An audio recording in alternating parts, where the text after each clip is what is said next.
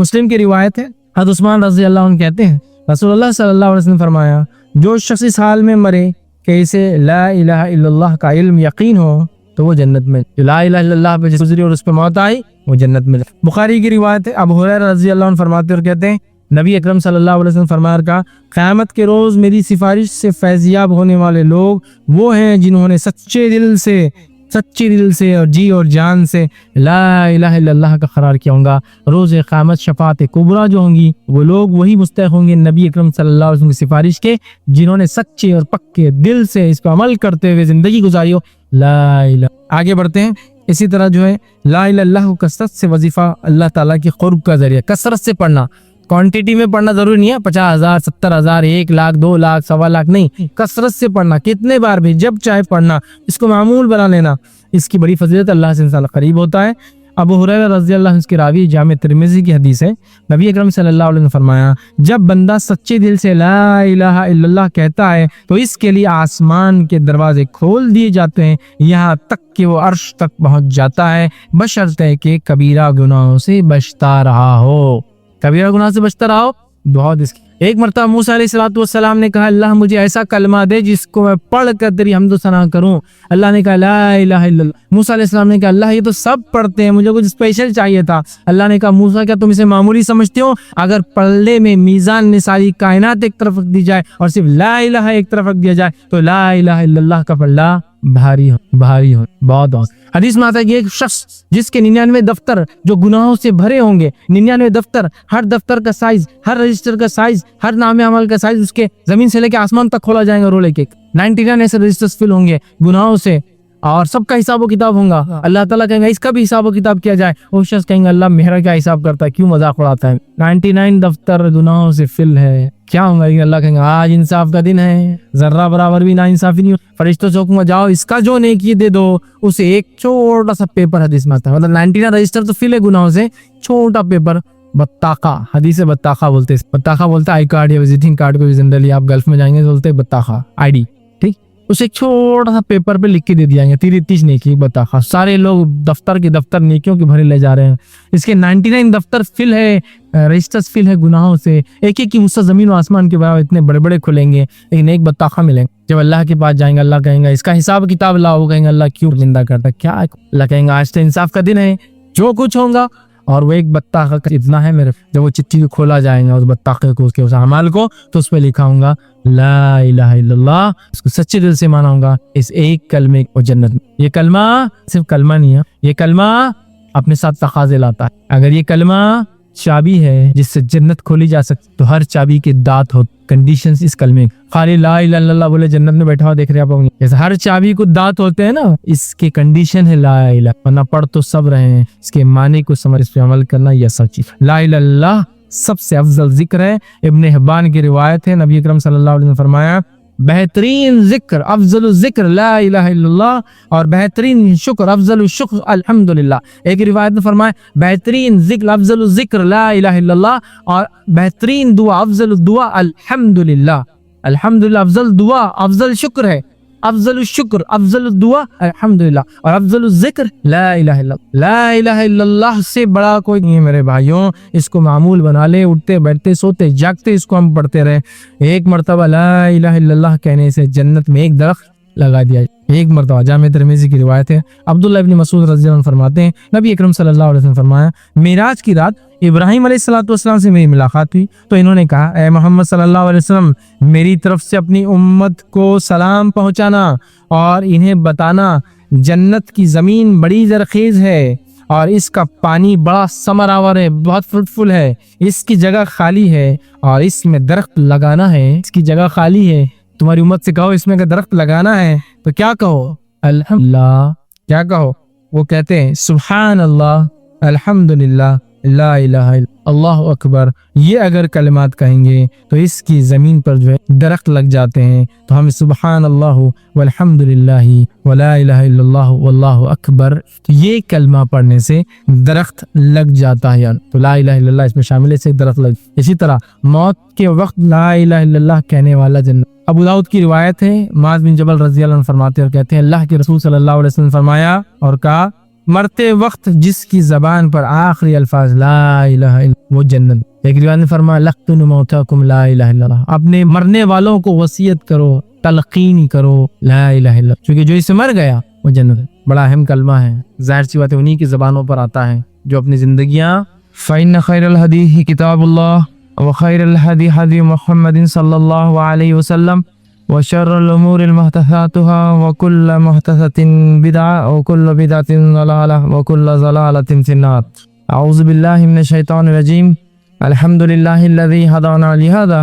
والصلاة والسلام علی خاتم النبیین والمرسلین رب اشرح لی صدری ویسر لی امری واحلل عقدۃ من لسانی یفقهوا قولی، اما بعد۔ وقال عز وجل فی القرآن المجید اعوذ باللہ من الشیطان الرجیم حتى اذا جاء احدهم الموت قال رب ارجعوا لعلی اعمل صالحا فیما ترکت کلا انها کلمۃ هو قائلها ومن ورائهم برزخ الی یوم یبعثون، اما بعد۔ تمام تعریفیں اس اللہ عز و جل کے لیے لائق و زیبا ہیں جو تمام جہانوں کا بنانے والا اور اسے پالنے والا ہے، اور درود و سلام اس کے آخری نبی محمد صلی اللہ علیہ وسلم پر۔ الحمدللہ، جس طرح سے اس بات کا اعلان کیا گیا تھا کہ انشاءاللہ العزیز آج چند باتیں مختصر سی آپ کے سامنے جو ہے برزخ کی زندگی یا قبر کا بیان رکھوں گا۔ اکثر یہ ہوتا ہے کہ جب کوئی انسان کسی معاملے سے، کسی مسئلے سے، کسی حال سے، کوئی احوال سے ناواقف ہوتا ہے تو اس کی اہمیت بھی اس کے ذہنوں سے ضائع ہو جاتی ہے، وہ اس کو کوئی اہمیت بھی نہیں دیتا ہے۔ مثال کے طور پر اگر کسی شخص نے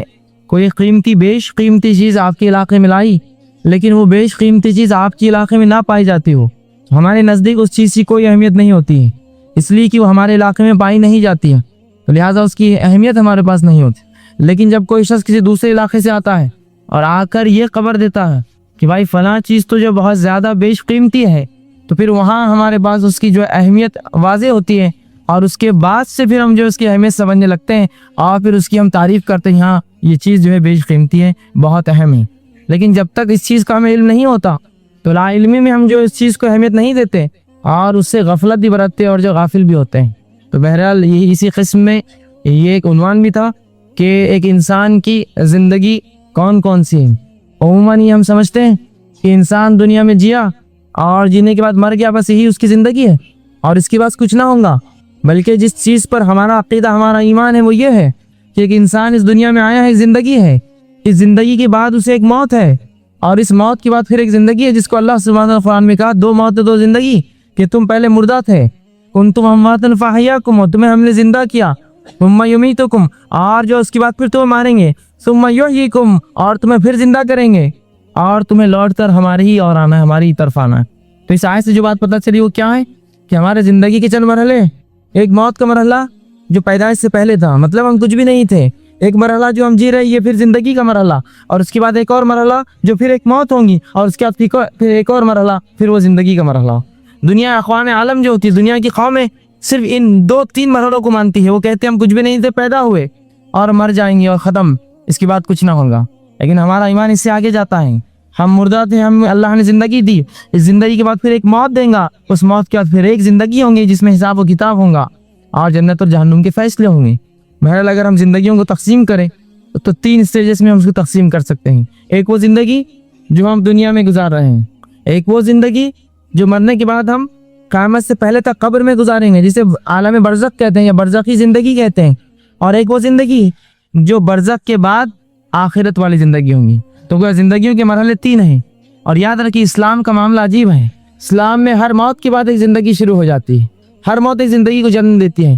کہ ہم مردہ تھے، زندگی کو جنم دیا، اس کے بعد پھر مریں گے، پھر ایک زندگی ہوں گی، ختم نہیں ہوں گے۔ تو ہر موت آپ دیکھ رہے ایک زندگی کو جنم دیتی ہے، ایک زندگی کو اس کے بعد لاتی ہے۔ اسی طرح ایک دنیا کی زندگی ہے، اگر زندگیوں کو بانٹیں ہم تو دنیا کی ایک زندگی ہے، اس کے بعد بیچ میں موت کا مرحلہ ہے، پھر برزخ کی ایک زندگی ہے، اس کے بعد پھر ایک اٹھنے کا مرحلہ ہے، پھر حیات ہے، اور اس کے بعد پھر ایک زندگی ہے جو آخرت کی ہے، چاہے پھر ہم جنت میں چاہے جہنم میں، ہمارے اعمال کے حساب سے، اللہ کے رحم و کرم کے حساب سے ہم جہاں بھی جائیں گے اس کے حساب سے معاملات چلیں گے۔ تو زندگیوں کو اگر تقسیم کریں تو 3 حصوں میں تقسیم ہوتی ہے، دنیا کی زندگی، برزخ کی زندگی، سے قبر کی زندگی کہتے ہیں عام زبان میں، اور تیسرا مرحلہ آخرت کی زندگی، موت کے بعد کی زندگی۔ تو آج جس جو مرحلے کی بات میں آپ کے سامنے رکھوں گا وہ اس زندگی کے تعلق سے ہوں گی جو اس دنیا کے بعد، اس دنیا کی زندگی کی بات شروع ہوتی ہے، جس سے ہم نے بہت زیادہ غفلت برت لی، جبکہ اللہ کی کتاب اور اس کے رسول صلی اللہ علیہ وسلم کی حدیث نے اس زندگی کے تعلق سے اتنا کچھ ہمیں بتایا کہ ایک شخص اگر اسی کو سمجھنے لگے اور اسی کو جان لے تو یاد رکھیے اس کی زندگی تبدیل ہو جائیں گے۔ رسول اللہ صلی اللہ علیہ وسلم کی زندگی کا واقعہ ہے، آپ اسی زندگی کی اہمیت بتاتے ہیں۔ اور ایک جگہ آپ صلی اللہ علیہ وسلم ایک قبر کے پاس بیٹھے ہیں، اور قبر کے پاس بیٹھے بیٹھے آپ صلی اللہ علیہ وسلم جو ہے یہ الفاظ اپنے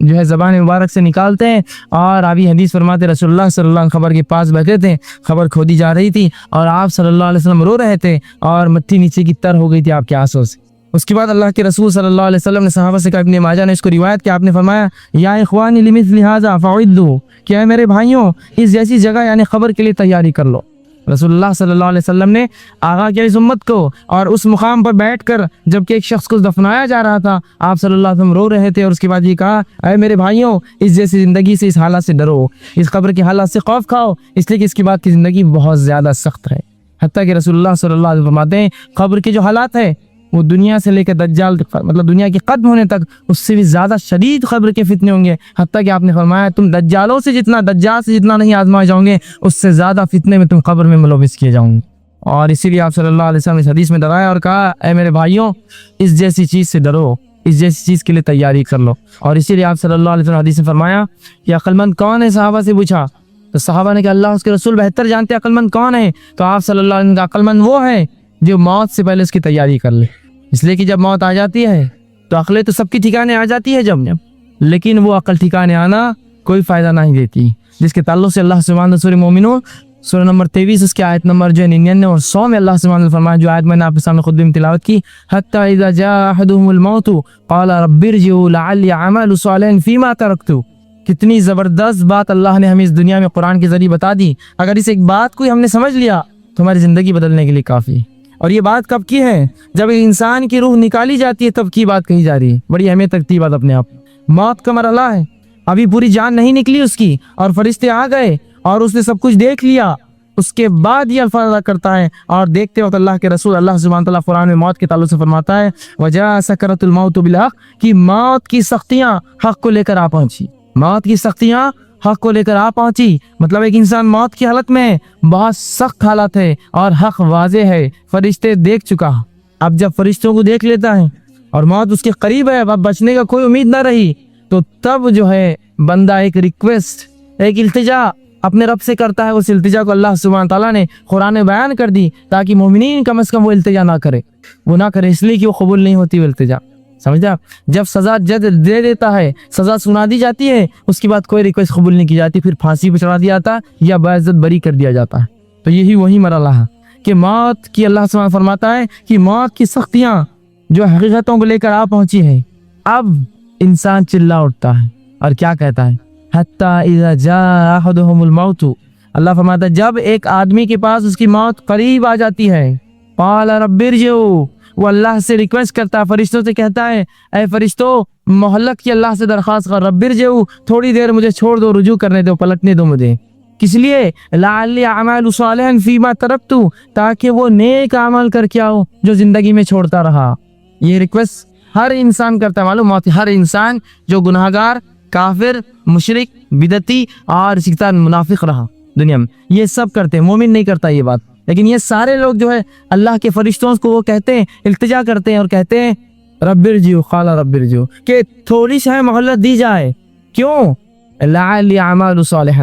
تاکہ میں نیک کام کر لوں، فیما ترکت، جو چھوڑ کر آیا تھا۔ تو سمجھ گئی بات اس آیت کیا سکھا رہی ہے ہم کو؟ یہ ہر گناہگار انسان، مشرک اور کافر اور منافق یہی التجا کریں گا، اے اللہ تھوڑا موقع دیا جائے، کس کام کے لیے؟ نیک کام کے لیے۔ پتہ کیا چلا کہ نیک کام کہاں ہوں گے؟ صرف اس دنیا میں۔ اگر مرنے کے بعد ہوتے تو فرشتہ یہ التجا نہ، جو ہے بندہ یہ التجا نہ کرتا اور کہتا اللہ ایک موقع دے پھر قبر کی زندگی میں تاکہ نیکی کر لوں میں۔ لیکن کیا کہہ رہا ہے؟ مجھے پلٹنے دیا جائے دنیا کی زندگی میں تاکہ وہ کام کر جاؤ جو چھوڑ چکا تھا۔ کلا، جواب ہے اللہ کا، ہرگز نہیں، انہو کلمۃ ہوا قائلها، یہ تو تیری ایک بات تھی جس کا تو قائل تھا، یہ تو تیرا کلام تھا جس کا تو دنیا میں قائل تھا۔ کتنا زبردست خاکہ کھینچا انسانی فطرت کا اللہ نے۔ نیکی کر لو، اگلے جمعے سے موقع دیا جائے، ہے نا؟ وہی بات اللہ کیا کہہ رہا ہے، یہ تو تیری ایک بات تھی دنیا میں، یہی کہتا تھا تو، اگلا رمضان، اگلا مہینہ، اگلا دن، اگلی نماز، اگلے ہفتے سے اور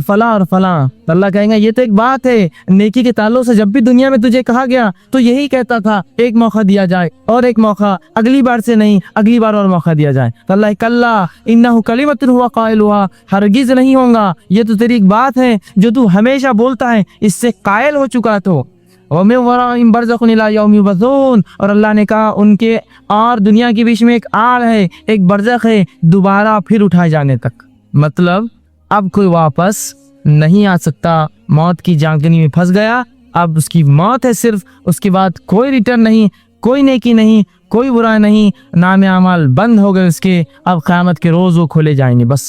ہر شخص جو گناہ گار ہے اللہ سبحانہ تعالیٰ سے یہی التجا کرتا ہے، قال رب ارجعوا، اے اللہ ایک موقع دے دے مجھے تاکہ میں رجوع کر لوں اپنے گناہوں سے، لعلی اعمل صالحا فیما ترکت، اور جو نیکی تو نے کہا تھا، نماز کی، روزے کی، زکوٰۃ کی، حج کی، امر بالمعروف اچھائی کا حکم، نہی عن المنکر برائی سے روکنے کی، اور کتاب پہ عمل کرنے کی، اور تیرے رسول کے طریقے پہ عمل کرنے کی، میں یہ سب کر کے آؤں گا، صرف ایک موقع دیا جائے مجھے۔ اور اللہ کے جواب کیا آئیں گا؟ کلا،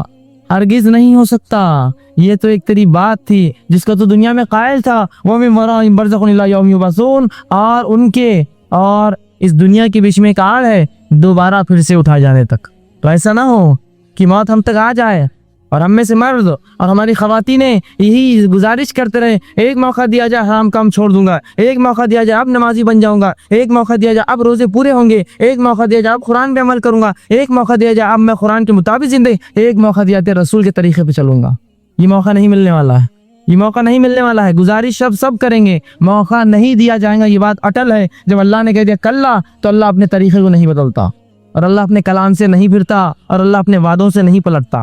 ہرگز نہیں، چاہے نبی ہو، چاہے ولی ہو، چاہے شہداء ہو، چاہے صدیقین ہو، اس امت کا کوئی بھی شخص ہو یا کوئی بھی انسان ہو، کسی کو پلٹنے کا موقع نہیں دیا جاتا،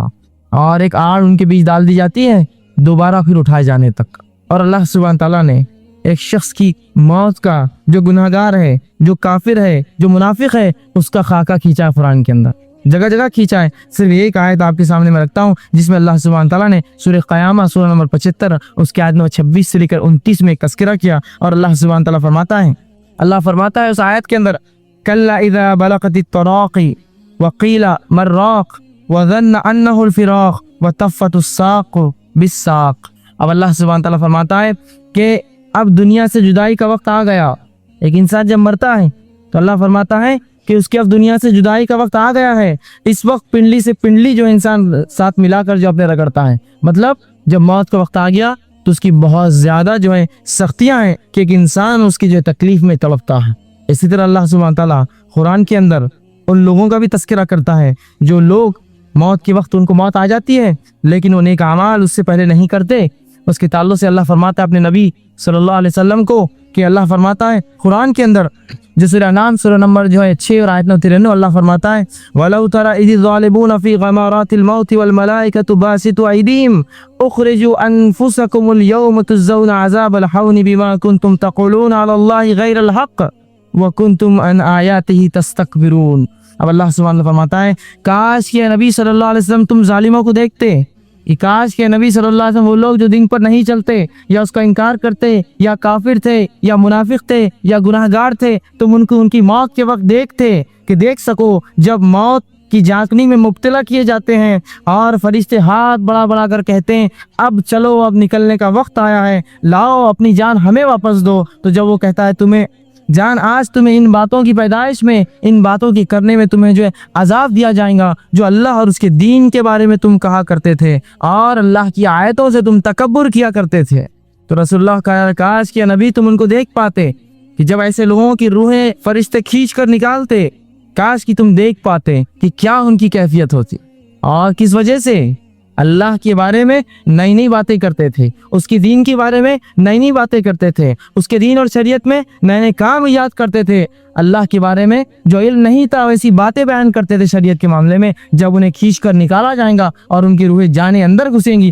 اور فرشتے کھینچیں گے، جس کو اللہ سبحانہ تعالیٰ نے سورہ نازیات کی آیت نمبر 1 میں فرمایا وَالنَّازِعَاتِ غَرْقًا کہ قسم ہے ان فرشتوں کی جو ڈوب ڈوب کر جو ہے انسان کی روح کو کھینچ کر نکالتے ہیں، جو غوطے لگا لگا کر انسان کے جسم سے اس کی روح کو باہر نکالتے ہیں، وَالنَّازِعَاتِ غَرْقًا کہ قسم ان فرشتوں کی جو انسان کے جسم میں داخل ہو کے اس کی روح کو کھینچ کر نکالتے ہیں، مطلب وہ آنا نہیں چاہتا، وہ کافر ہے، وہ منافق ہے، یا وہ جو گناہ گار ہے اس کی روح نکلتی نہیں ہے، فرشتے ڈوب ڈوب کر کھینچ کر اس کی روح کو باہر نکالتے ہیں۔ تو یہ کیفیت ہے ان لوگوں کی جو اس دردناک چیز کو، جو موت کو بھلا بیٹھے ہیں، اور اس میں ہم سب شامل ہیں۔ ہم نے اس چیز کو ایک ایسا مذاق سمجھا کہ بس یہاں سے ختم ہوئی تو دوسری زندگی میں ہمارے لیے جنت انتظار کر رہی، جبکہ اس موت کے لیے اور اس قبر کے گھر کے لیے، اس مٹی کے گھرہندے کے لیے جس کا اوڑھنا بھی مٹی کا ہے، جس کا بچھونا بھی مٹی کا ہے، جس میں کیڑے ہیں اور سانپ اور بچھو ہے، اور جو تنہائی ہے اور اندھیرا ہے، کچھ نہ ہوگا، نہ ایک چھوٹا سا بلب ہوگا، نہ کوئی روشنی کی کوئی ٹیوب لائٹ ہوگی، نہ کوئی ایک دیا ہی اجازت دیا جائے گا، بلکہ خالص مٹی ہے، اوڑا بھی مٹی ہے، سویا بھی مٹی پر ہے، آزو بھی مٹی ہے، بازو بھی مٹی ہے، کیڑے اور مکوڑے ہیں، ویرانی ہے اور اکیلا پن ہے اور آفتیں اور مصیبتیں اور فرشتے ہیں اور کیا کیا پتہ نہیں اس کے ساتھ اور چیز۔ یہ وہ گھر ہے اکیلا جس میں اکیلا رہوں گا۔ وہاں دنیا کے لیے جو میں چیزوں سے بچتا تھا کہ دنیا کیا کہیں گی، وہاں کوئی بھی نہیں دیکھنے والا کیا حال ہونے والا۔ جو دین کو میں چھوڑتا تھا دنیا کے لیے کہ لوگ کیا کہیں گے، وہاں کوئی لوگ تیرے ساتھ آ کر اس کے اندر کوئی دیا نہیں جلانے والے تیرے روشنی کے لیے۔ جن لوگوں کے لیے ماں باپ ہو، چاہے بہن بھائی ہو، چاہے دنیا والے ہو، چاہے بڑے ہو چاہے چھوٹے ہو، جن کے لیے ہم نے دین کو چھوڑا، وہ تو ہم کو صرف قبرستان تک دفنی کریں گے اور چھوڑ کر نکل جائیں گے۔ جب جائیں گے قبر میں، تنہا، واحد، اکیلے، اندھیرا، مٹی، کیڑے اور مکوڑے اور ویرانی، اس سے ہٹ کر کچھ نہیں۔ یہ ایسا گھر ہے، لیکن اس گھر کے لیے ہماری کیا تیاری ہے، اس کے لیے ہم نے کیا کر رکھا ہے اور کیا کر چھوڑا ہے؟ اب تک کچھ بھی نہیں چھوڑا۔ رسول اللہ صلی اللہ علیہ وسلم کہے کے مطابق ہم سب بیوقوف ہوئے کہ تو عقل مند تو وہ ہے جو اس سے پہلے اس کی تیاری کر لے، اس میں جانے سے پہلے اس کا سامان باندھ لے، اور یہ موت کا وقت اور اس کی حالتیں اور اس کی خوفناکیاں کس حد تک ہوں گی۔ اللہ کے رسول صلی اللہ علیہ وسلم کے خود حال اور احوال دیکھ لیجئے۔ آپ صلی اللہ علیہ وسلم کے تعلق سے آتا ہے کہ جب آپ کی موت کا وقت آیا، اب ان سے زیادہ عظیم اور معتبر اور محترم اور باعزت شخصیت اور نیک اور ولی اور جو آپ لقب کون ہو سکتا ہے؟ تو رسول اللہ صلی اللہ علیہ وسلم جب موت کا وقت آیا تو حدیث میں آتا ہے، ماں عائشہ رضی اللہ عنہا فرماتی ہے، آپ صلی اللہ علیہ وسلم نے ایک پانی کا پیالہ لیا اور اس میں بار بار ہاتھ مارتے اور اپنے چہرے پر پانی مارتے موت کی تکلیف سے، اور اپنے چہرے پر بار بار پانی مارتے، اور آپ صلی اللہ علیہ وسلم چہرے سے پسینہ جاتا ایک ساتھ، اور یہ بات آپ صلی اللہ علیہ وسلم کے بیچ میں فرماتے اور کہتے ہیں، سبحان اللہ ان للموت لسکرات، کہ اے سبحان اللہ، موت کے لیے بڑی ہی سختیاں ہیں۔ اگر اللہ کے رسول صلی اللہ علیہ وسلم یہ قول کہتے ہیں کہ موت کے لیے بڑی سختیاں ہیں، تو میں نہیں سمجھتا ہوں کوئی شخصیت دنیا کی ایسی ہے جو کہے موت میرے لیے آسان ہے، موت میرے لیے آسان۔ تو اللہ کے رسول صلی اللہ علیہ وسلم بار بار پانی لیتے، اپنے چہرے پر پانی مارتے اور یہ الفاظ ادا کر جاتے ہیں، سبحان اللہ ان للموت لسکرات، کہ سبحان اللہ، اللہ پاک ہے، موت کے لیے بہت زیادہ سختیاں ہیں، یہ بہت زیادہ سخت چیز ہے۔ اسی طرح آپ صلی اللہ علیہ وسلم پر جب موت آئی تو ماں عائشہ رضی اللہ عنہا فرماتی، اس کے بعد کسی کی موت سن کر یا کسی کی موت دیکھ کر مجھے کبھی غم نہ ہوا۔ کہ رسول کی موت جب میں نے دیکھی اور جو سختیاں اور جو تکلیفیں دیکھی، اس کے بعد کسی کی موت پر مجھے کبھی زندگی میں غم نہ ہوا۔ غم سے مراد وہ تکلیف نہ ہوئی جو رسول کی ایک بار دیکھنے سے میری تکلیف ختم ہو گئی وہ چیز۔ اسی طرح جو ہے اللہ کے رسول صلی اللہ علیہ وسلم کی موت کی تکلیف تھی کہ آخر وقت میں آپ کی زبان میں لکونت آ گئی تھی، سمجھتے لکونت، بات نہیں کر پاتے آپ برابر، اٹک اٹک کر بات کرتے۔ تو جب یہ نبی اکرم صلی اللہ علیہ وسلم کا حال ہے تو ہم جیسے لوگ جنہوں نے نہ اعمال کیے، نہ ہمارے کچھ احوال ہے، نہ جو اللہ نے کوئی ہمیں سند دی کہ تم ایسی جنت میں جاؤں گے، ہم لوگ کیا کریں گے؟ اللہ کے سامنے کیا جواب دیں گے؟ جس شخصیت کے تعلق سے عقیدہ ہے، جو معصوم ہے یعنی الخطا ہے، جس سے خطا نہیں ہوتی ہے، وہ شخصیت کے ساتھ یہ سلوک اور یہ تکلیف، تو ہم اور آپ اپنا صرف ٹھکانہ ہی سمجھ سکتے کیا ہوگا، اور تکلیفوں کا معاملہ ہی صرف سوچ سکتے اور صرف تصور کر سکتے۔ اسی طرح جو ہے حضرت عمر بن عاص رضی اللہ عنہ کے تعلق سے آتا ہے، جو فاتح مصر تھے، آپ ایک بات کہا کرتے کہ تعجب ہے مجھے ان لوگوں پر کہ جن کو موت آتی ہے لیکن وہ موت کے بارے میں کچھ بتاتے نہیں ہیں۔ جب ان کی موت کا وقت آیا اور بہت زیادہ بیمار ہوئے، موت کا وقت قریب تھا، عبداللہ ابن عباس رضی اللہ عنہ پہنچ کر کہا، اے عمرو، تم یہی تو کہا کرتے تھے کہ ان لوگوں پہ تعجب ہے کہ موت کا وقت آتا ہے اور وہ کہتے نہیں موت کیسی ہے، کیا حال ہے ان کے ساتھ۔ تو کہا اب میں تمہیں اپنا وعدہ، اپنا قول یاد دلانے آیا ہوں، اب تمہاری موت کا وقت ہے، کیسا لگتا ہے کیا لگتا ہے تمہیں اس تعلق سے؟ تو عمر بن عاص رضی اللہ عنہ فاتح مصر صحابی رسول، یہ دیکھیے کیا کہتے ہیں، وہ کہتے ہیں کیا کہ وہ کہتے ہیں موت کے تعلق سے کہ ایسا لگتا ہے، عمر بن عاص رضی اللہ عنہ کہتے ہیں ایسا لگتا ہے کہ انہوں نے پہلے تو ٹھنڈی سانس لی اور کہنے لگے ایسا لگتا ہے کہ جیسے آسمان زمین پر ٹوٹ پڑا ہے۔ جو تکلیف مجھے ہے وہ اس طرح سے ہے موت کی کہ جیسے آسمان زمین پر ٹوٹ پڑا ہے اور میں دونوں کے درمیان پس رہا ہوں، آسمان کی ساری چیز زمین پر گر رہی ہیں اور میں اس کے بیچ میں پس رہا ہوں، ایسی تکلیفیں ہیں۔ اور آگے کہتے ہیں اور ایسا لگتا ہے جیسے میرے پیٹ کے اندر جو ہے کھجور کے کانٹے ڈال دیے گئے ہیں، اور جب میں سانس لیتا ہوں تو ایسا لگتا ہے کہ میری سانس سوئی کے نالے اس کے سوراخ میں سے ناکے میں سے نکل کر آتی ہے۔ یہ تکلیفیں ہیں ان کو موت کے وقت۔ اسی طرح دوسرے ایک صحابی حضرت شداد بن اوس رضی اللہ عنہ وہ کہتے تھے اور یہ بات وہ ہمیشہ کہتے ہیں کہ موت کا جو وقت ہے یہ اتنا المناک ہے کہ دنیا اور آخرت کی تمام ہولناکیوں میں سب سے سخت مرحلہ یہ موت کا مرحلہ۔ دنیا اور آخرت کی ہولناکیوں میں سب سے خطرناک مرحلہ یہ مرحلہ ہے جب انسان کو ایک موت آتی ہے اس کی۔ اور پھر وہ آگے کہتے ہیں اور فرماتے ہیں کہ یہ آرو کے چیرنے سے زیادہ سخت ہے۔ اس کی تکلیف ایسی ہے جیسے کہ آدمی کو آرو سے چیرا جا رہا ہے۔ اور پھر آگے کہتے ہیں کہ یہ کینچیوں کے کاٹنے سے زیادہ سخت ہے کہ ایک انسان زندہ اور کینچی سے اس کا جسم کاٹا جائے اتنی تکلیف اسے نہیں ہوگی جتنی تکلیف موت اپنے ساتھ لاتی ہے۔ اور پھر کہتے ہیں یہ ہڈیوں کے ابالنے سے زیادہ سخت ہے کہ اگر کسی زندہ انسان کی ہڈیاں ابال دی جائے، پانی میں ڈال دیا جائے تیل میں، اتنی تکلیف نہیں ہوگی جتنی تکلیف اس موت کے وقت ہوتی ہے۔ اور وہ کہتے تکلیف، اور اگر مردہ زندہ ہو کر انسانوں کو بتا دے کہ میرے ساتھ کیا سلوک ہوتا ہے تو وہ فرماتے ہیں کہ کوئی دنیا میں انسان چین کی نیند نہیں سو سکتا۔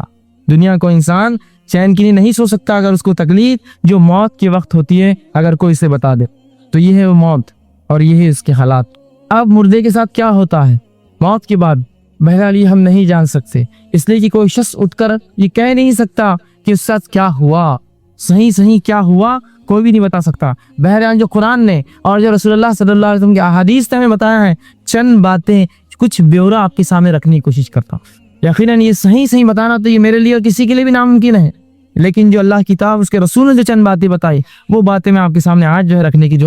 کوشش کروں گا کہ صحیح کیا ہوتا ہے جب ایک انسان مرتا ہے اور موت آتی ہے، اور قرآن حدیث تعلق سے کیا کہتی ہے۔ رسول اللہ صلی اللہ علیہ وسلم نے ایک مومن اور ایک کافر کی موت کے تذکرے الگ الگ کیے، ان کے دونوں کے الگ الگ احوال بتائے کہ موت کے وقت کافروں کیا احوال ہوں گے اور مومنوں کے کیا احوال ہوں گے۔ بہرحال بہت زیادہ کثرت سے حدیثیں آتی ہے، میں مختصر سی احادیث کو دو حصوں میں تقسیم کر کے اس کا مفہوم رکھنے کی آپ کے سامنے کوشش کروں کہ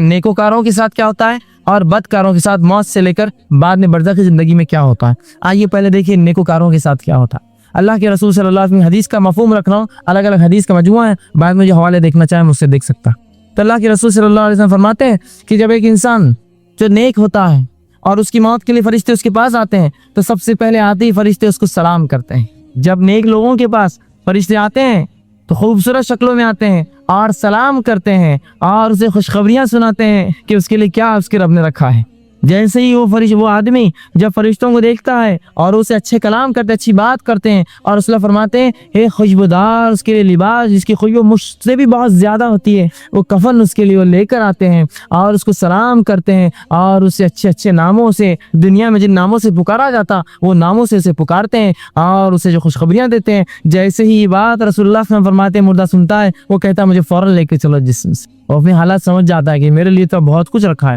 وہ کہتا ہے کہ مجھے جلدی سے نکالو اور مجھے لے کر چلو۔ فرشتے اس کی روح کو بآسانی نکالتے ہیں، حتیٰ کہ رسول اللہ فرماتے ہیں جیسے مشک سے پانی نکلتا ہے کھولتے ہی اس طرح سے اس کی روح نکال لی جاتی نیک آدمی کی، اور اس کو کفنایا جاتا ہے خوبصورت کفن کے اندر۔ فرشتے جو کفن لاتے ہیں اور اسے لے کر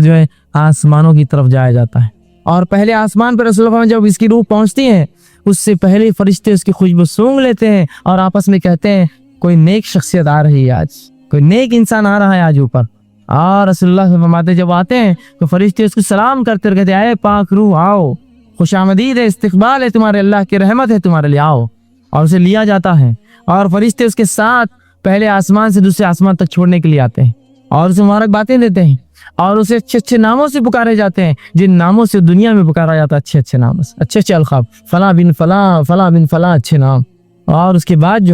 اس شخص کی روح اوپر لے جائی جاتی ہے، پھر اللہ سبحانہ تعالیٰ حکم ہوتا ہے اس کا نام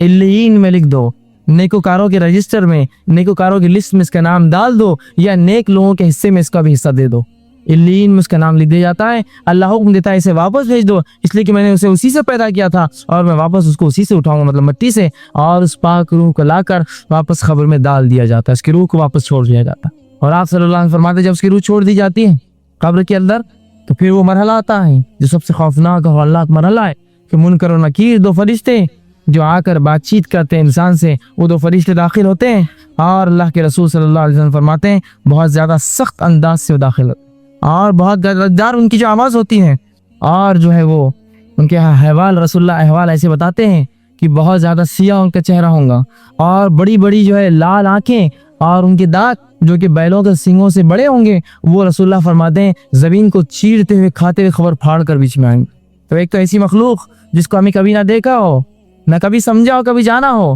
اور وہ بھی اتنی ڈراؤنی، اور رسول اللہ ان کی آواز بجلی کی کڑک سے زیادہ تیز ہوں گی، ہے نا۔ چھوٹی موٹی بجلی کڑک جاتی ہے تو مرد اور خواتین سب کا معاملہ جو ہے اکھڑ جاتا کہ پتہ نہیں بجلی شاید مجھ پر ہی گری ہو، اس قسم کے حالات ہو جاتے ہیں۔ وہاں خبر میں انداز لگائیے، منکر و نکیر جو بجلی کی طرح چلاتے ہیں اور ان کی آنکھیں گائے کی جیسے جو ہے بڑی بڑی لال آنکھیں ہیں اور گائے کی سینگ کے برابر ان کے دانت ہے اور جو ہے انتہائی بدصورت اور کالے ہیں، زمین کو چیرتے ہوئے دونوں آتے ہیں خبر کو پھاڑ کر اور انسان کے سامنے آتے ہیں اور اسے اٹھا کر بٹھا دیتے ہیں اور اسے سوال کرتے ہیں، من ربو کا، تیرا رب کون ہے؟ من نبیو کا، تیرا نبی کون ہے؟ ما دینو کا، تیرا دین کیا تھا؟ 3 سوال۔ رسول اللہ صلی اللہ علیہ وسلم فرماتے ہیں نیک انسان جب اسے سوالات کی جائیں گے سورج کو ڈوبتا ہوا پائیں گا، خبر میں اسے دکھیں گا سورج کو ڈوبتا ہو، جب سورج کو ڈوبتا ہوا پائیں گا تو کہیں گا میں ابھی سوالوں کی جواب نہیں دے سکتا ہوں، اس لیے کہ نماز کا وقت ہو رہا ہے، عصر کا وقت جا رہا ہے، سورج ڈوب رہا ہے، تو اس سے بتایا جائیں گا، اور جب وہ سمجھیں گا یہ تو دنیا نہ رہی، یہ تو قبر ہے، پھر وہ کہیں گا ہاں اب سوال کرو میں جواب دیتا ہوں۔ دیکھیے نمازی کی فضیلت، خبروں میں تسکین ہے، سکون اور اطمینان سے رسول اللہ فرماتے ہیں مومن لوگ بیٹھے ہوں گے حتیٰ کہ سورج غروب ہوتے ہوئے دکھایا جائیں گا، اور ان کی صفت جو زندگی بھر نماز پڑھتے رہے، کہیں گے فرشتوں سے 1 منٹ رک جاؤ، عصر کا وقت جا رہا ہے میں نماز پڑھ لوں، لیکن جب ہوش آئیں گا کہ یہ دنیا نہ رہی یہ تو قبر ہے تو پھر خاموش بیٹھ جائیں، کہیں گے اب سوال کرو، مطلب خبر میں اب کوئی عبادت نہ رہی کسی کے لیے، وہ دنیا میں تھی ساری عبادت، کہیں گے ہاں آپ سوال کرو، اور منکر نکیر 3 سوالات کریں گے، صرف 3 سوالات، دنیا کے 3 سوالات، قبر کے 3 سوالات، تمام آگے کی زندگی پر اثر ڈالنے والے، صرف 3 سوالات، بڑے اہم سوالات ہیں۔ من ربو کا، تو مومن شخص کہیں گا میرا رب اللہ ہے، بآسانی وہ جواب دیں گے۔ دوسرا سوال کیا جائیں گا، من نبیو کا، کہ تیرا نبی کون تھا، تو کہیں گا محمد صلی اللہ علیہ وسلم، اشہد ان محمدن، وہ یہ گواہی دیں گا کہ محمد صلی اللہ علیہ وسلم میرے نبی ہے۔ اور جب اس سے تیسرا سوال ہوگا کہ تیرا دین کون سا ہے، ما دینوں کا، وہ کہیں گا میرا دین اسلام تھا۔ اس کے بعد فرشتے اس سے کہیں گے کہ تم آرام سے سو جاؤ، اور ایک سوراخ کیا جائیں گا اور اسے جہنم بتائی جائیں گی، اور فرشتے کہیں یہ وہ چیز ہے جس سے اللہ نے تمہیں بچا لیا، اور وہ بند کر دیا جائیں گا، اور ایک دروازہ کھولا جائیں گا جو جنت میں سے اس کو مقام دکھایا جائیں گا، اس سے کہا جائے گا آرام سے تم، اور جنت کی ہوائیں، اور رسول اللہ فرماتے حد نگاہ جہاں تک اس کی نظریں جائیں گی، جنت وہ جو ہے جہنم جو اس کی قبر کشادہ کھول دی جائیں گی، وسیع کر دی جائیں گی، اور جنت میں اپنا ٹھکانہ دیکھیں گا۔ جب وہ جنت میں اپنا ٹھکانہ دیکھیں گا وہ کہیں گا بس مجھے ایک موقع دو، میں اپنے رشتہ داروں کے پاس جانا چاہتا ہوں تاکہ بتاؤں نیکی کا اللہ نے میرے کیا بدلہ دیا۔ کہا جائیں گا نہیں اب تم واپس نہیں جا سکتے، تو وہ کہیں گا اللہ قیامت کو جلدی قائم کر تاکہ میں جلدی سے اس مقام پر جنت تک پہنچ جاؤں، اور وہ دعا کریں گا، فرشتے کہیں گے اب تم سو جاؤ آرام سے، اسے جو ہے ایک زبردست بستر دیا جائے گا جس پہ کہا جائے گا کہ اب تم آرام سے ایک دلہن کی طرح اس بستر پہ جو ہے سو جاؤ، انتظار کر۔ جب وہ شخص لیٹ جائیں گا تو رسول فرماتے ایک شخص انتہائی خوبصورت حالت میں اس کے پاس آئیں گا اندر، اور وہ پوچھیں گا تم کون ہو، تو کہیں گا میں تیرے نیک اعمال جو دنیا میں کیا کرتا تھا، میں تیرے نیک اعمال جو تم دنیا میں کیا کرتا تھا، تیرے لیے خوش آمدید ہے، تیرے لیے بھلائی ہے۔ اور اس کے بعد وہ چلا جائیں گا اور یہ نیک شخص سو جائیں گا، دوبارہ اٹھایا جائے قیامت تک سو جائیں گا۔ اور اسی بات کو اللہ کے رسول صلی اللہ علیہ وسلم نے ایک بہترین حدیث میں فرمایا تھا، 3 دوست ہیں، 3 ساتھی ہیں، 3 دوست ہیں، پہلا وہ ہے، پہلا ساتھی جو انسان کے مرتے اس کا ساتھ چھوڑ دیتا ہے، پھر فرمایا دوسرا وہ ساتھی ہے جو قبرستان تک ساتھ آتا ہے، اور تیسرا وہ ساتھی ہے جو تمہارے ساتھ قبر میں اور قیامت کے دن ہوگا۔ پھر آپ نے فرمایا پہلا ساتھی، پہلا دوست وہ ہے جو مرتے ہی تمہارا ساتھ چھوڑتا ہے، وہ تمہارا مال و دولت ہے۔ انسان مرا سب کچھ چھوڑ گیا، اس کا کچھ لے جاتا ہے ساتھ، کچھ لے جاتا ہے۔ الیگزینڈر سکندر جس کو سکندر اعظم، جب یہ مرا تو تاریخ روایت آتی ہے کہ یہ جو ایک بہت نوجوان شخص تھا اور 19 یا تقریباً 21 سال کی عمر میں حکومت کیا، اور 33 سال کی عمر میں مر بھی گیا، اور دنیا کے بہت بڑے علاقے پہ جو ہے اس نے قبضہ کیا، لیکن جب مرا تو ایک وصیت کر کے مرا، بہرحال وہ مسلم نہیں تھا لیکن وصیت کر کے مرا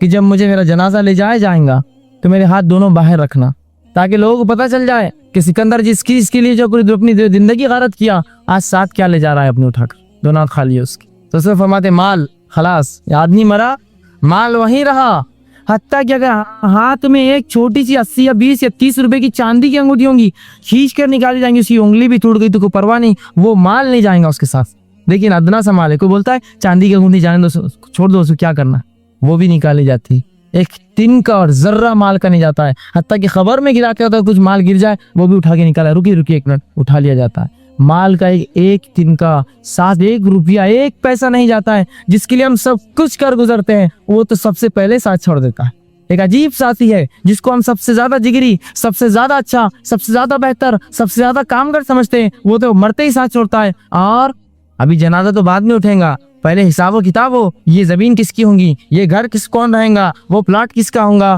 اور وہ مال بینک بیلنس کون لیں گا، پہلے بات کرو تو یہ اٹھیں گا آگے۔ یہ ساتھی ایسا ساتھ چھوڑتا ہے اور دوسروں کا بن جاتا ہے مرتے، اور اس کے لیے ہم سب کچھ کر گزرتے، سب کچھ حرام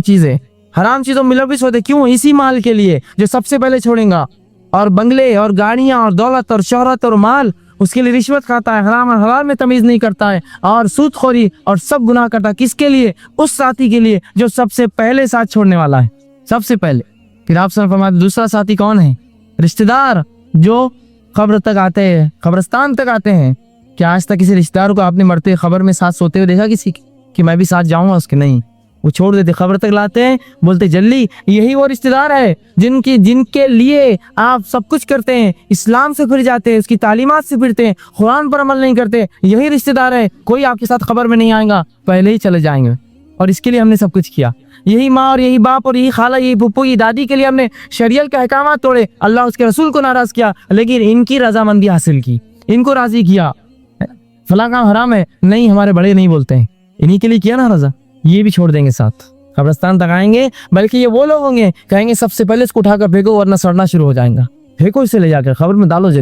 جن کے لیے سب کچھ کیا، شریعت چھوڑی، حرام حلال کی تمیز چھوڑی، بیوی اور بچے، مال اور دولت، سب کچھ فتنے ان کے لیے برداشت کیے، اور یہ لے جا کے کہاں دفن کریں گے آپ؟ بولیں گے ڈالو مٹی کے اندر، اور رسول فرماتے دوسرا ساتھی دفنا کر باہر آ جائیں گا، اور رسول فرماتے تیسرا ساتھی وہ ہے جو قبر میں تیرے ساتھ جائیں گا، وہ تیرے اعمال ہے نا، آیا نا یہاں برابر، یہ اعمال۔ اور اس کے لیے ہم نے کیا کیا؟ اس کو سب سے کم دوستی رکھتے ہیں اس سے ہم، اور رشتہ داروں سے اس سے زیادہ، اور سب سے زیادہ دوستی ہماری مال اور دولت سے ہوتی ہے، جو کہ ایسے ساتھی ہیں جو سب سے پہلے آپ کا ساتھ چھوڑ کے نکل جائیں گے اور ہمارا ساتھ چھوڑ کے نکل۔ تو یہ تیسرے ساتھی کو اپنا اچھا ساتھی بنا لیجئے، اس تیسرے ساتھی سے ایک زبردست دوستی کر لیجئے کہ یہ چونکہ قبر میں آنے والا ہے، اس کو جو خوب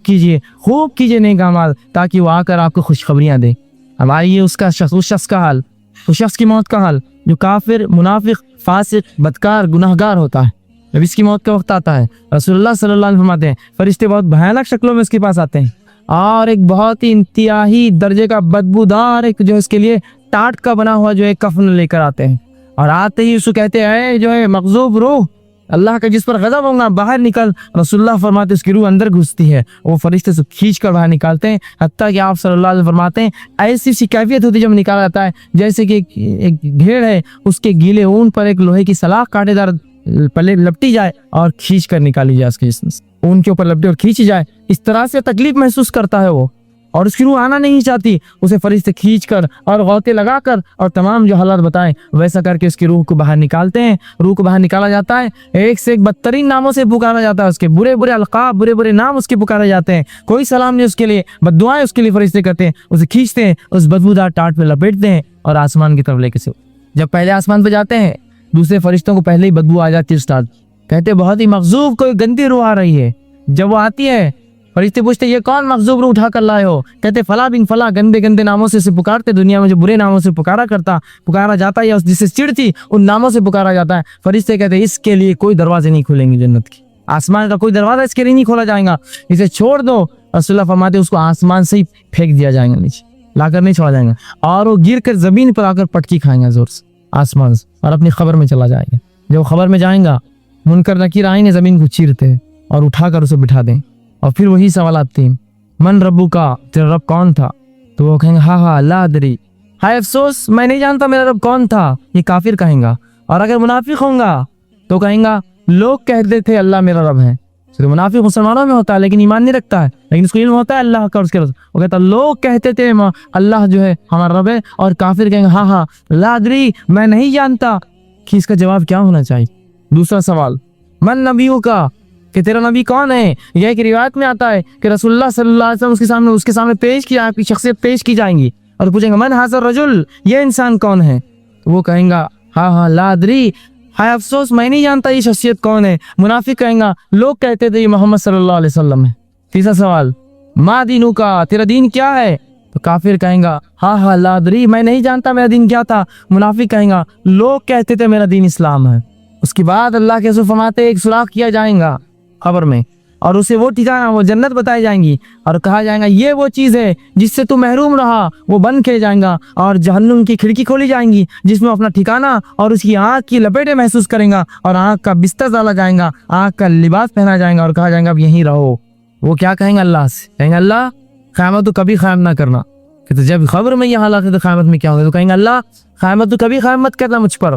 اور جب وہ لیٹ جائیں گا تو ایک انتہائی بری شکل میں ایک شخص آئیں گا، وہ پوچھیں گا تم کون ہو؟ وہ کہیں گا میں تیرے برے اعمال ہو، میں تیرے برے اعمال ہو جو دنیا میں تو کیا کرتا تھا۔ اور وہ شخص افسوس کریں گا، بہرحال اس کا کوئی معاملہ نہیں، جہنم کی کھڑکی جو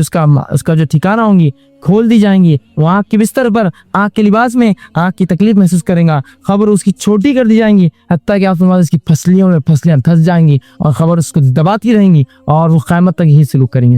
اور جنتی کے لیے جو ہے، نیکوکار کے لیے وسیع اس کی نظروں تک وہ سب فائدہ ہے۔ یہ تھا مختصر سے حالات قبر میں جو ہوں گے۔ اب اس کے بعد کیا ہوں، اس کے بعد کیا ہوں؟ تو آئیے وہ تھوڑے 3 سوالات پھر سے ایک بار دیکھ لیتے۔ جب 3 سوالات کی بات آتی ہے کہ من ربو کا، جواب آسان ہے، ربی اللہ، اللہ میرا رب ہے، آسان۔ من نبیو کا، تیرا نبی کون ہے؟ بہت آسان، نبی محمد صلی اللہ علیہ وسلم، نبی محمد صلی اللہ، میرے نبی محمد صلی اللہ علیہ وسلم تھے۔ اور ما دینوں کا، تیرا دین کیا ہے؟ میرا دین اسلام تھا۔ آپ کہیں گے صرف ایک لفظ، 2 لفظ، 3 لفظ؟ یہ تو میں بالکل بآسانی دے سکتا ہوں 3 لفظ۔ کیا مشکل ہے دنیا میں؟ کیا آسان نہیں ہے بولنا اللہ، محمد اور دین اسلام؟ کیا مشکل ہے 3 لفظ؟ لیکن یہ ایسا آسان نہ ہوگا جتنا ہم سوچ رہے ہیں، ایسا آسان نہ ہوگا۔ اندازہ لگائیے، قبر کی تاریکی، اس کا اندھیرا، اس کا اکیلا پن، اس میں فرشتے ہیں جو اتنی خطرناک مخلوق داخل ہوں گی، اس میں وہ فرشتے بھی ہوں گے جو گزے لے کر اور سزا کے اور جزا کے، اچھائی اور برائی دونوں کے فرشتے کھڑے ہوں گے۔ برا ہوں گا تو اس کو جو ہے سزا دی جائے، اچھا ہوں گا تو جنت کے اس کو حوالے بتائے۔ دونوں چیزیں، ساری چیزیں دیکھ کر ہمارے تو منہ بند ہو جائیں گے۔ عائشہ رضی اللہ عنہا کہتی ہے اللہ کے رسول جب کوئی فرشتہ گز لے کر سر پہ کھڑا ہوگا خبر میں تو ہم تو مٹی کی بت بن جائیں گے، کیسے جواب دے پائیں گے؟ کیا کہیں گے؟ اپنے منہ سے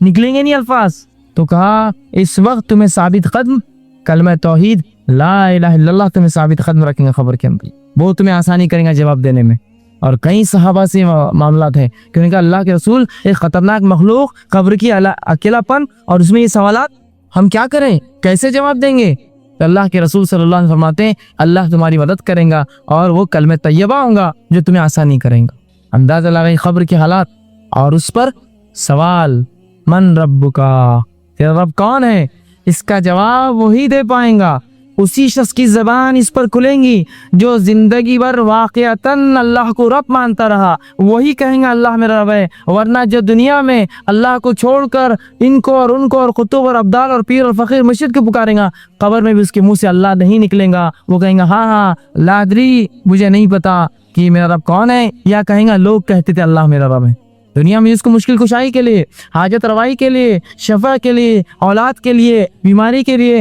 جس بھی کام کے لیے وہ پکارتا تھا، اگر وہ اللہ نہ ہوا تو اس کے منہ سے ربی اللہ، اللہ میرا رب نہیں نکلیں گا، نہیں نکل سکتا اس کے منہ سے الفاظ۔ تو اس کو سوالات کا آسان مت سمجھیے 1 2 3 اور ختم، میں تو آسانی سے دے دوں گا، نہیں۔ جس نے اپنی زندگی واقعی میں اللہ پر ایمان رکھ کے گزاری، چاہے مرد تھا چاہے عورت تھا، چاہے کسی علاقے کسی ملک کسی رنگ کا تھا، اگر اسے اللہ پر ایمان واقعی میں رکھا زندگی بھر، اس کے منہ سے الفاظ نکلیں گے میرا رب اللہ ہے۔ دوسرا سوال من نبیو کا، تیرا نبی کون ہے؟ وہ کہیں گا میرے نبی محمد صلی اللہ علیہ وسلم،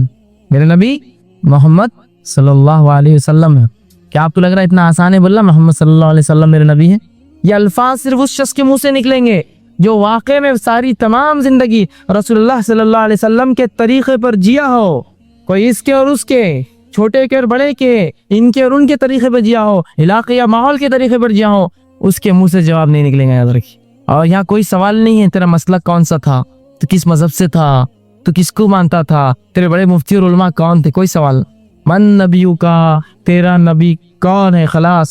اور اس کے منہ سے یہ الفاظ نہیں کہ میرے نبی محمد صلی اللہ علیہ وسلم ہے جو تمام زندگی آپ کے طریقے پر چلا ہو، اس کا اٹھنا اور اس کا بیٹھنا، اس کا چلنا اور اس کا پھرنا، اس کا کھانا اور اس کا پینا، اس کی پیدائش اور اس کی شادی، اس کا نکاح اور اس کی موت اس پر ہوئی ہو کہ محمد صلی اللہ علیہ وسلم کے طریقے پہ چلاؤ، وہی کہہ سکیں گے اللہ کے رسول محمد صلی اللہ علیہ وسلم میرے نبی ہے، ورنہ منہ نہیں کھولیں گا ان کے نام لیں گا یا ہاں اللہ ادری، ہائے افسوس میں نہیں جانتا میرا نبی کون ہے۔ آسان مت سمجھیے کہ رسول کے طریقے چھوڑ کر زندگی کسی اور کے طریقے پہ گزارے، اور اس حد تک ہم نے معاملہ بگاڑ لیا ہے کہ آج اپنا نام مسلمان بھی نہیں کہتے ہم،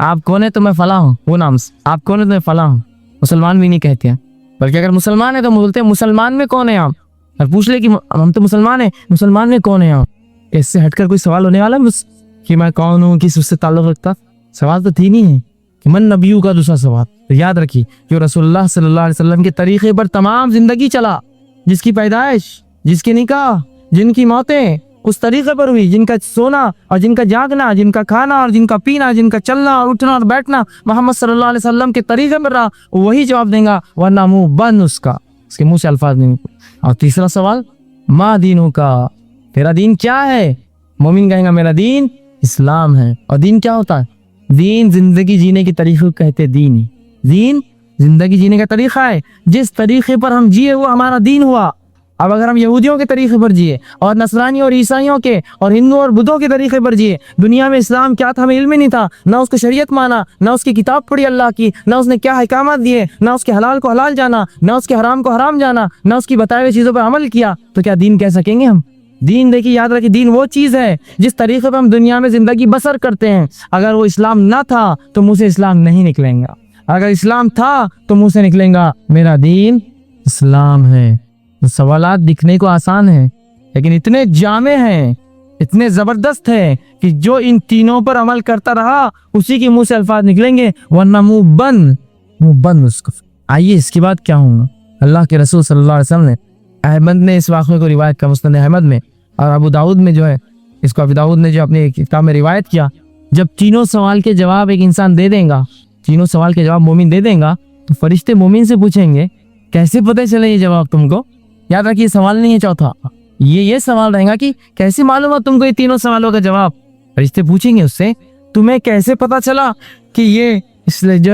اللہ تمہارا رب ہے، محمد صلی اللہ علیہ وسلم تمہارا دین ہے، محمد صلی اللہ علیہ وسلم تمہارا نبی اور اسلام تمہارا دین ہے؟ تو وہ جواب دیں گا کون؟ مومن، اور کہیں گا قرأت کتاب اللہ آمنت بہ وتصدق، کہ میں ایمان لایا تھا یا میں نے پڑھی اللہ کی کتاب، قرأت کتاب اللہ، میں نے اللہ کی کتاب پڑھی ہے، آمنت بہ، ایمان لایا تھا اس پر، اور میں نے اس کی تصدیق بھی کی تھی کہ یہ حق ہے۔ کیا کہیں گا مومن؟ میں نے کیا، کیسے مجھے جوابات کیسے ملے مجھے یہ تینوں سوال کے جوابات؟ پہلا کتاب پڑھا میں نے اللہ کی، تو پتہ چلا ان تینوں سوالوں کے جواب کہاں ہیں؟ کہاں ان تینوں سوالوں کے جواب چھپے ہوئے؟ قرآن میں۔ اب اندازہ لگائیے جس کو قرآن پڑھنا ہی نہیں آتا، واللہ اب کیا جواب دیں گا اپنے رب کو کہ اللہ وہ کلام جو تیرا آیا تھا مجھے تو وقت ہی نصیب نہ ہوا کہ میں کبھی پڑھ سکا اس کو آج تک، اور مجھے یہ اور وہ اور ایسی ویسی دنیا کی کتابوں نے لگا رکھا اپنے پیچھے، میں تو کبھی نہ پڑھ سکا تیری کتاب، تو کیا بچ پائیں گا وہ شخص؟ اسی کے تعلق سے اس کی اگلی نشست دو یہی درس قرآن کی اہمیت، قرآن کیا ہے، اس کی اہمیت کیا ہے۔ تو مومن کیا کہیں گا؟ قرأت کتاب اللہ، میں نے اللہ کی کتاب پڑھی تھی، ایمان لایا تھا، تصدیق کی تھی۔ تو اب انداز لگا لی، اپنے ایمان کا سب جائزہ لے لے کہ اللہ کی کتاب میں پڑھ سکتا ہوں، اگر نہیں تو کل ہی سے سیکھنا شروع کیجئے، ورنہ موت آ جائیں گی تو جواب دینا پڑے گا مجھے تو معلوم ہی نہیں تھا اللہ کی کتاب کیا ہے، نہ مجھے سوالات کے جواب تھے۔ اور جب میں پڑھنے کے بارے میں کہہ رہا ہوں نا،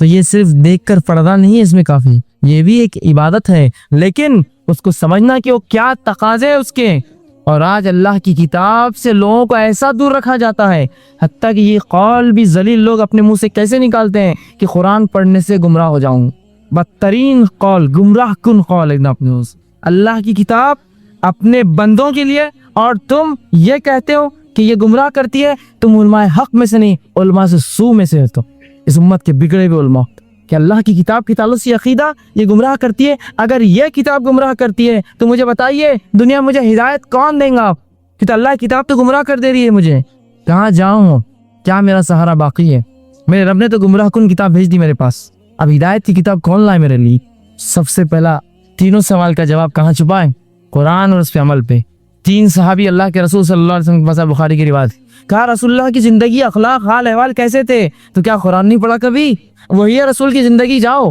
قرآن نہیں پڑھا، وہی رسول کی زندگی ہے۔ ہم نے تو پڑھا ہی نہیں، تو کیا رسول کی زندگی اور کیا قرآن اور کیا کتاب؟ تو فرشتے پوچھیں گے کیسے جواب دیا؟ کہیں گے قرآن پڑھا تھا میں نے، اللہ کی کتاب پڑھا تھا، ایمان لایا تھا، تصدیق کی تھی، مطلب عمل کیا تھا اس کے مطابق۔ تو جو اللہ کی کتاب کو پڑھے، اس کو سمجھے، اس پر عمل کرے، وہی بچنے والا ہے، بقیہ کوئی نہیں بچے گا اس عذاب سے اور اس خبر کے جو اللہ کی۔ اب آئیے اس شخص کا حال، جب پوچھا جائے گا تو نے جواب کیوں نہیں دیے، جواب کیوں نہیں آئے تجھے اس کے؟ تو وہ کہیں گا، یا فرشتے کہیں گے کیا قرآن نہیں پڑھا تھا؟ جواب جب اسے نہیں آئے گا، فرشتے پوچھیں گے کیا تو نے قرآن نہیں پڑھا تھا؟ تو کہیں گے نہیں، میں نے قرآن نہیں پڑھا تھا۔ رسول اللہ صلی اللہ علیہ وسلم فرماتے ہیں ایک فرشتہ جو کہ اندھا اور بہرا ہوگا، وہ کھڑا کر دیا جائے گا، وہ پوچھیں گے قرآن پڑھا تھا؟ وہ کہیں کیوں نہیں پڑھا تھا؟ اور رسول اللہ فرماتے ہیں وہ اس کے ہاتھ میں گز ہوں گی، لوہے کی سلاخ ہوں گی، اور وہ زور سے اس کے سر پہ دے ماریں گا کہ زمین و آسمان کی تمام مخلوق اس کی چیخ سنیں گی سوائے انسان اور جنات کو چھوڑ دو۔